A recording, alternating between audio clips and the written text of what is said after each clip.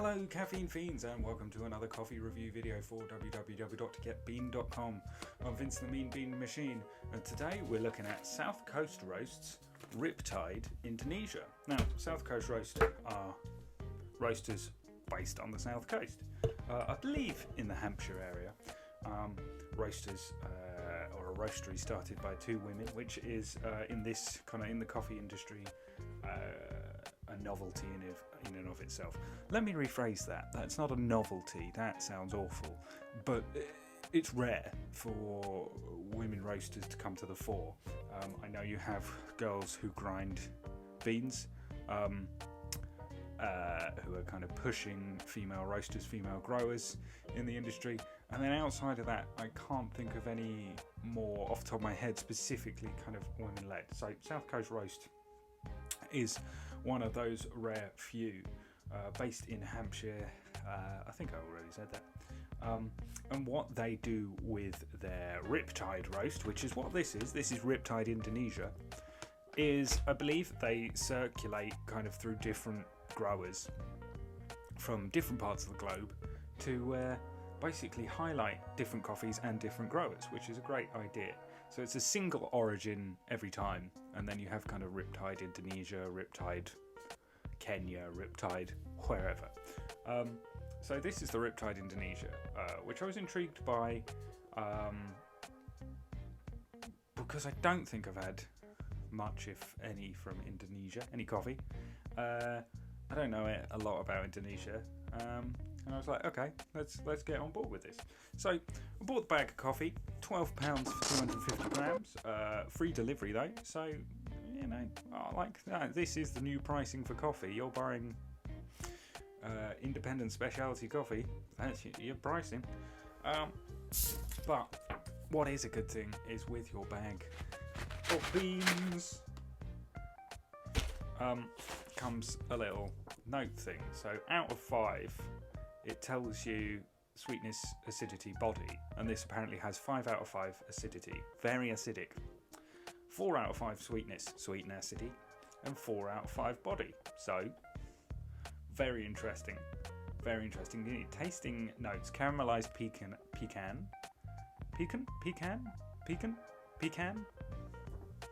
whichever. Pecan nuts, surely. Anyway, caramelized them. Green apple, red grape. Now, what I will say is, when grinding this and pulling the shot, the smell of green apple is really there. Is a real kind of appley scent to it, and you go, wow, that's really there. It's interesting that that's like the second note compared to caramelized pecan and red grape. So will it have a slightly winey finish? Interesting. So caramelized pecan I like. Sweet, nutty, bang on the notes I would go for. And I think that will probably complement the old oat latte. So it's got recipe notes as well. If you want to make it espresso, AeroPress, or filter. I've gone for espresso, of course, as I always do. Well, not as I always do. There are a few drip filter reviews out there if you want to search. I've also tried out an AeroPress. I've got my own AeroPress. Should probably use it a bit more. Anyway, most of the time I do espresso. So here we are with the espresso shot, with an oat latte, and then with a glass of water, cleanse the old palate. So what am I expecting from the espresso? Well, because of that sheer level of apple acidity coming off the smell alone from the grind and the pour, I'm expecting kind of a sharp tang bite, blow in your face, kind of, well, not in your face, but there will be a tinkle. There will be a tip of the tongue tingle, I would imagine. Will I pick out that pecan? I'm not sure. That will come into play until the latte. We will see. And then the red grape. So I'm sort of kind of imagining a sort of winey alcoholic finish comes up from the back of the throat. That's what I'm imagining. So as always, espresso shot, latte, water. Let's cleanse the palate first.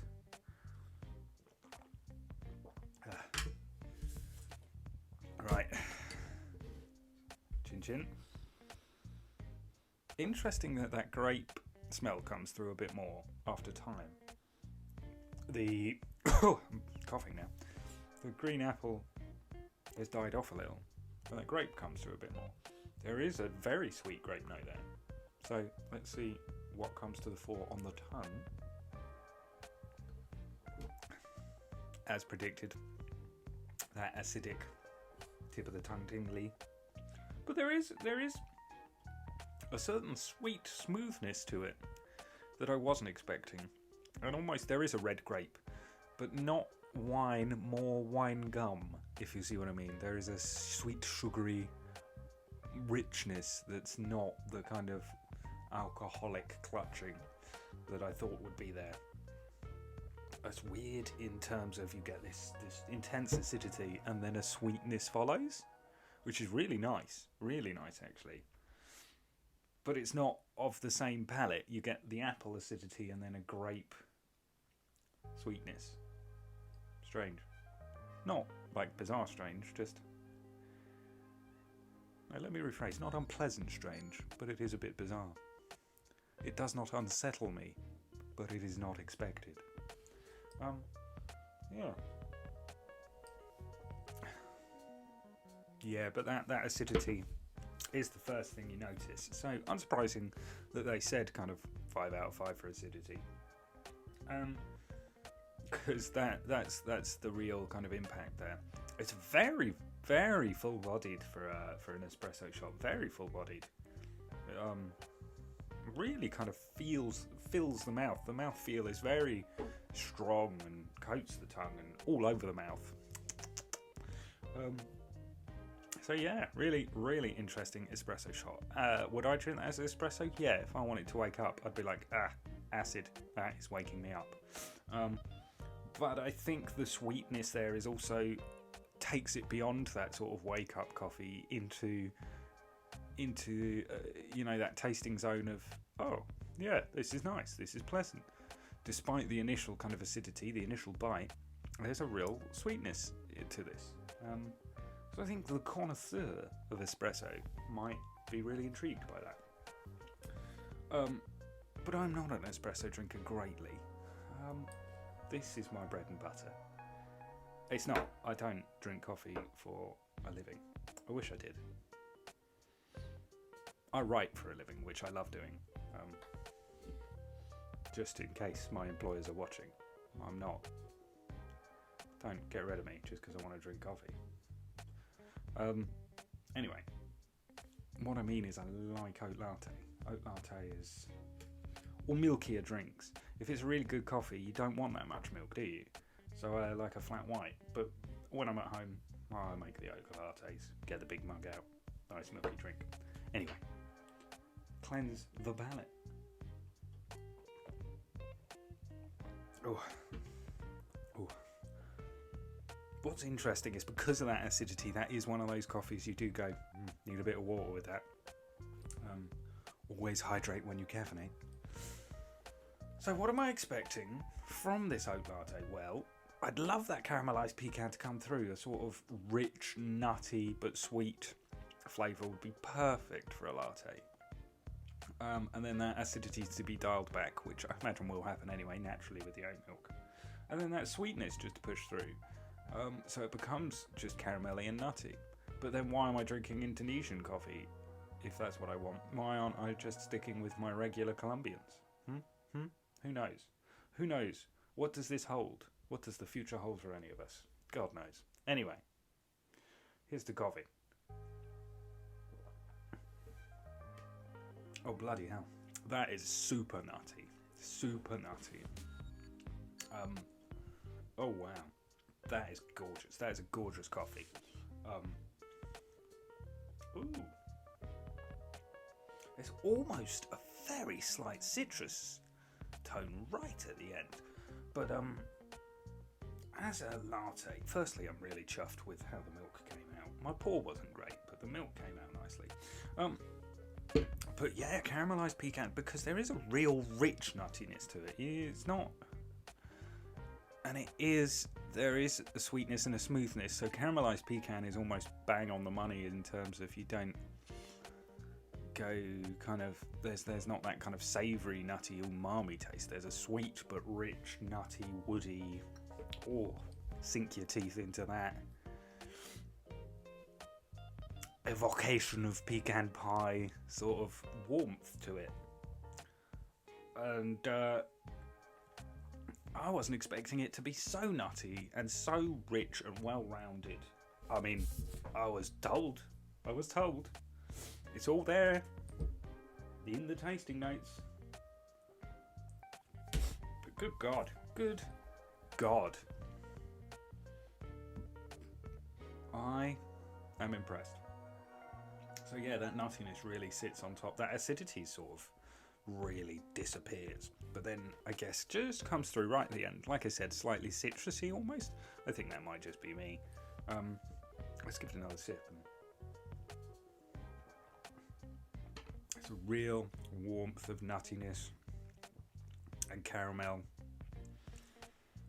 I'd almost say you ever bought those if you live in London and around Christmas, or visit London around Christmas time, and they have the like caramelized nut sellers on the South Bank and things like that.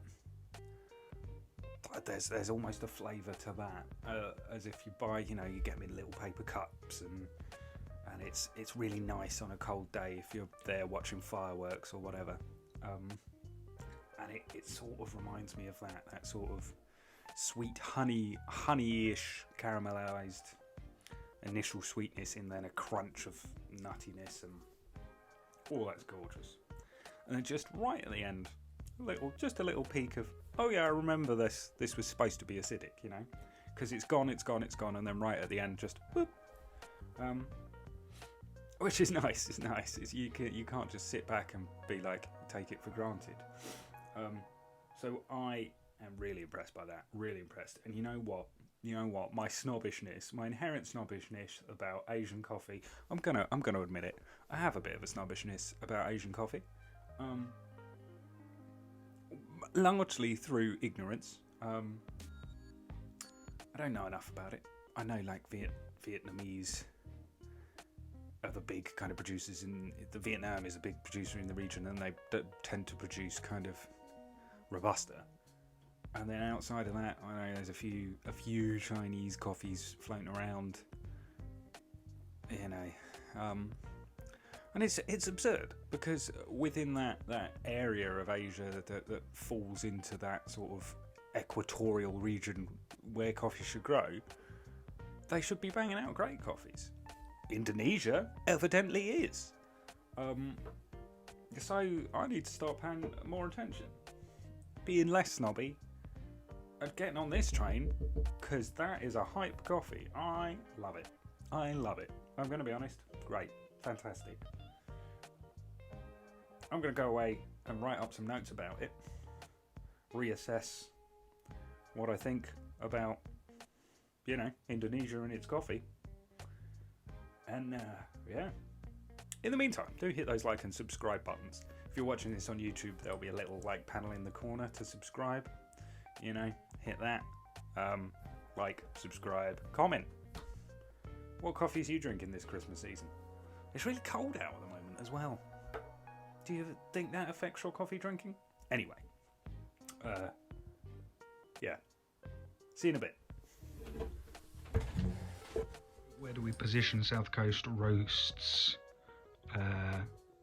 Riptide Indonesia? Well, let's take a look at the notes. So, highly acidic espresso with that, green apple. It definitely is a green apple acidity as well. Really kind of appley smell and taste as an espresso, but it's balanced out by that really nice sweet red grape aftertaste. So they kind of contrast but complement really, really well. And then it becomes an intensely rich and nutty with oat milk. That caramelized pecan note is kind of bang on the money, as I said earlier. With caramel overtones and a soft, smooth mouthfeel, so it becomes really rich and luxurious with milk. You lose a lot of the acidity, or most of the acidity, but there's a slight tinge of it at the end, an aftertaste, a final note to, send you off with something. but generally kind of smooth and nutty and really kind of gorgeous and luxurious. So I've given it 4 stars. Lovely coffee, would thoroughly recommend. Do give them a go if you want to pick up something nice. Take care, see you all soon, and don't forget to hit like and subscribe. Bye.